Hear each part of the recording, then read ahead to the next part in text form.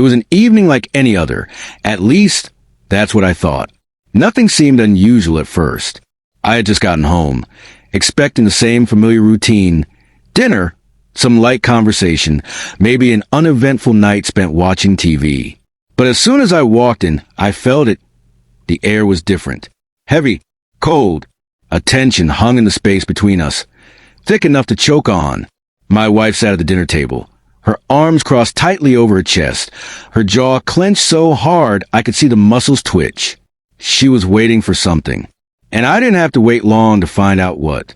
It started subtly, just a passive-aggressive comment, the kind she had made countless times before. Something about how I never pulled my weight in the marriage.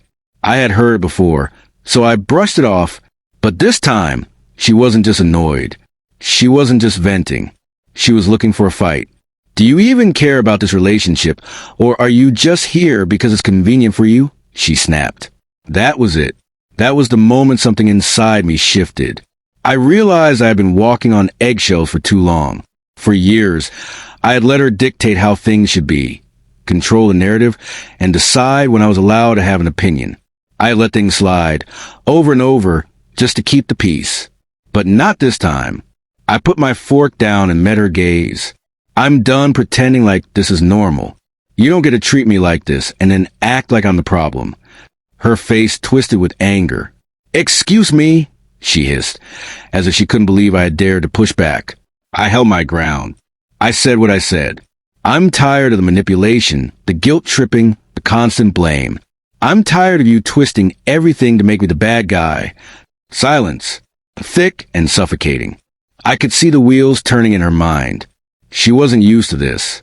She was used to me backing down, apologizing even when I had done nothing wrong. But I wasn't backing down this time.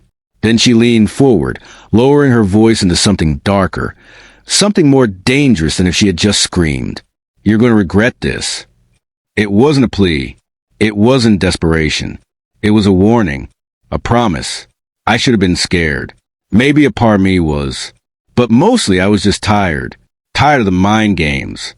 Tired of feeling like one wrong move would set her off. I shrugged. Do whatever you need to do. But I'm not playing this game anymore. Her eyes darkened. She pushed back on the table, stormed out, and slammed the door behind her. I sat there for a long time, staring at the empty space where she had been. I knew this wasn't over. She wasn't the type to let things go. I had challenged her control, and she wasn't going to take that lightly. I just had no idea how far she was willing to go. It didn't take long to see the shift. The next morning, she barely spoke to me. No insults, no passive-aggressive remarks, just silence. I had seen this before. It was the calm before the storm. By the afternoon, I got my first message. It was from her mother. Asterisk, I can't believe you would treat her like this. She has done everything for you, and this is how you repay her. Asterisk, I read the text twice, trying to make sense of it. I hadn't even told anyone what had happened, but it was clear. She had wasted no time in making herself the victim. Then another message came, this time from her sister. Asterisk, you need to fix this. She's heartbroken. Whatever you did, just apologize and make it right before it's too late. Asterisk, too late? Too late for what? I knew exactly what was happening. She was flipping the script, making sure she told her version first. And I had no doubt it was far from the truth. When I walked through the door that evening, she was on the phone. The moment she saw me, her voice grew louder, more dramatic. I just don't know how much more of this I can take, she sobbed. Then, just as I passed by, she dropped her voice to a whisper, just loud enough for me to hear. I just feel so unsafe. That word, unsafe, it wasn't just an accusation. It was a calculated move. It was meant to destroy my credibility. I clenched my jaw and kept walking. I wasn't going to play into her game. But she was good. Too good. By the time I checked my phone again, I had missed calls from nearly every member of her family. And it didn't stop there. In the following days, I felt the isolation creeping in. Calls I used to get from her family stopped. People who once greeted me warmly now gave short, clipped responses. Some flat out ignored me. At work, I could barely focus. My phone wouldn't stop buzzing. Messages that didn't even ask for my side. Just accusations. Just demands to fix what she had broken. I tried to explain myself to one of her cousins, someone I had always gotten along with. But before I could even finish, he cut me off. Look, I don't know what happened, but she's family. And if she says you hurt her, I have to believe her. Hurt her? I knew she would twist things. But I never expected this. She wasn't just making me the bad guy. She was making sure I had no one left. And it was working. The silence at home was suffocating. She barely looked at me, but I could feel her watching, waiting for me to crack, to beg for forgiveness. But I wouldn't.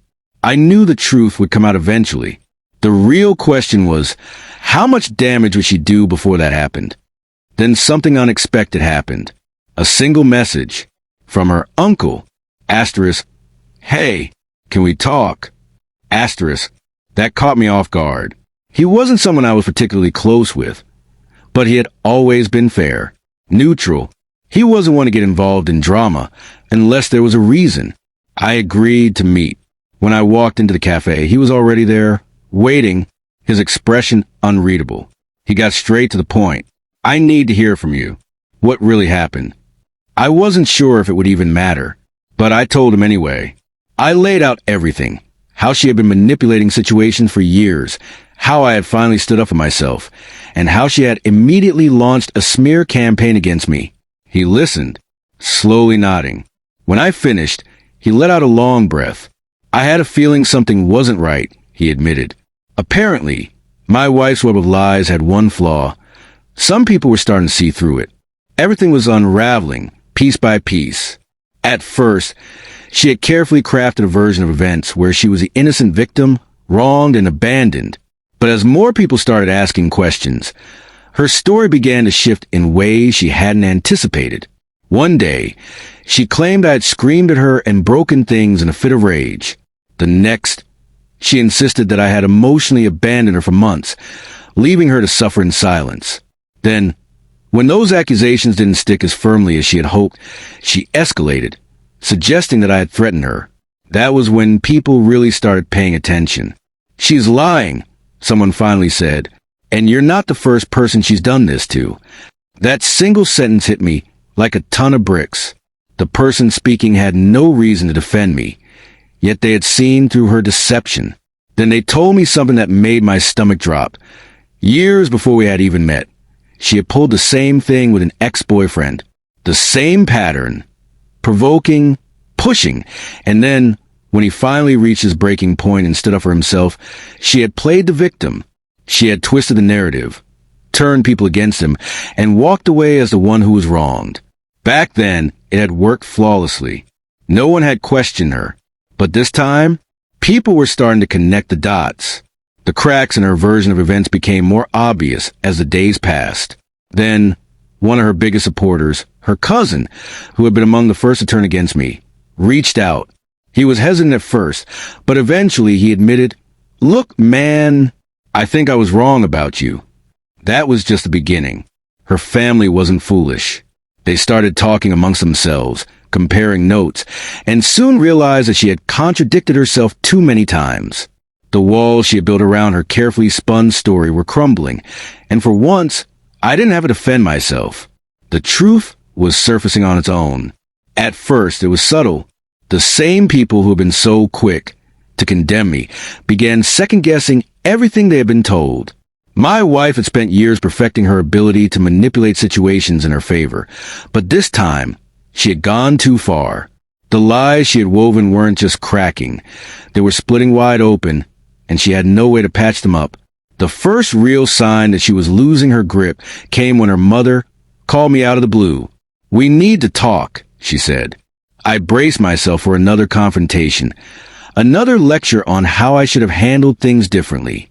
But when she spoke, her voice lacked the sharpness it usually carried. "I think I made a mistake." She sounded exhausted, defeated. She told me she had been trying to make sense of everything my wife had said, but the pieces didn't fit. One day, my wife had accused me of neglecting her emotionally. The next, she claimed I had been too controlling. Then She spun a completely different story where I had suddenly exploded without reason. I don't know what to believe anymore, her mother admitted. I said nothing. I let her sit with her own thoughts, because for once, this wasn't my mess to clean up, and she wasn't the only one realizing the truth. Over the next few days, messages started trickling in. First, from people who had distanced themselves. Then, from those who had outright ignored me. Her aunt reached out, saying she felt horrible for believing everything without even hearing my side. Her cousin, who had been so quick to defend her, admitted he had been pressured into cutting me off. But the biggest shock came when her father, who had barely spoken to me throughout our entire marriage, showed up at my door. "She's done this before, hasn't she?" he asked. I just nodded. He sighed heavily and muttered, "I should have known." Apparently, this wasn't new to him. He had seen her pull similar stunts as a teenager, turning people against each other, playing the victim whenever she was caught in a lie. He had hoped she would grow out of it. She hadn't. With every conversation, with every confession, the power she had once held over the situation vanished. She had relied on the assumption that no one would dare question her version of events. But now, the very people she had depended on were the ones seeing through the facade. I knew it was only a matter of time before she realized she had lost control, and I knew she would do anything to get it back. When it finally hit her, she tried to shift tactics. At first, she pretended nothing had happened. She walked into the living room one evening and sat beside me as if the past few weeks of slandering me had been some minor misunderstanding. "I think we should talk," she said, her voice suddenly soft. I stayed silent, waiting. I knew this was an apology. It was an attempt to reset the board. I know things got out of hand, and maybe I exaggerated a little. A little. That was an understatement, if I had ever heard one. "But I was hurt," she continued, "and you weren't listening to me. I just needed people to understand what I was going through." I didn't take the bait. I had spent years trapped in this cycle. Her doing something cruel, then downplaying it when it backfired. She had never apologized before, and she wasn't apologizing now. Then she changed tactics again. "You know, if you really cared about this marriage, you wouldn't have let it get this far." There it was, the blame shift. I looked at her, and for the first time, I saw her for what she truly was, a person who couldn't stand the fact that her usual tricks weren't working. "We're past that," I said. Her face hardened. The softness, the fake vulnerability, disappeared in an instant. "So that's it?" she snapped. "You're just going to throw everything away?" Everything. Funny way to describe a relationship built on manipulation and control. "No," I said. "You did that." She had no response. She just stared at me for a long moment before storming off. I thought that would be the end of it, that she would finally accept the inevitable, but I underestimated how much she needed to win. The next day, new messages started circulating. This time, she wasn't claiming I had hurt her. She was painting me as cold and heartless. The new narrative was that I had abandoned her when she needed me most. But it didn't work. Too many people had already seen the truth. Too many had caught her in her own lies. When she realized she had no one left to manipulate, she did the only thing she could. She acted like she didn't care. She barely spoke to me, pretended she had accepted defeat. But I knew her too well. This wasn't surrender, it was strategy. Then one evening, she walked in, calm and composed. "I think we should separate," she said, as if it were her decision. "I agree," I replied. That caught her off guard. She tried to frame it as her choice, as though she was the one taking control. I let her. It didn't matter anymore. A week later, she moved out, and just like that, the house felt lighter.